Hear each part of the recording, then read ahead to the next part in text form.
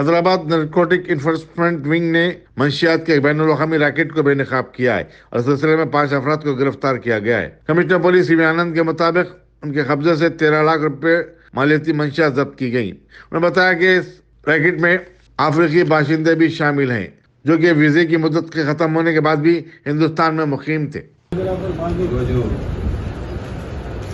అంతర్జాతీయ నేషనల్లో భాగంగా ఉన్న నలుగురు నైజీరియన్స్ ఆఫ్రికన్స్ వేరే దేశస్తులు కూడా ఉన్నారు.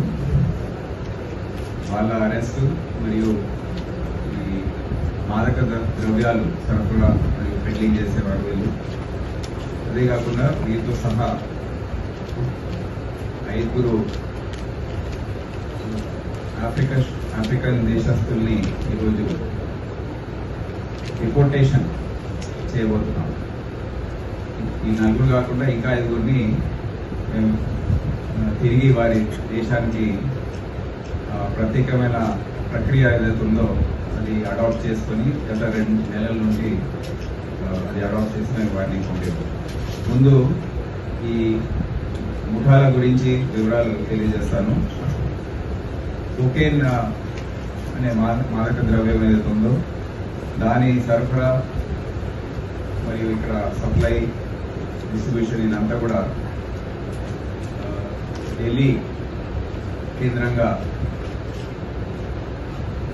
ఒక ఎబుకా సుజీ అనే వ్యక్తి ఇక్కడ చేస్తున్నాడు. అతను కూడా మాకు చాలా వెంటాడిన అతను దొరకలేదు.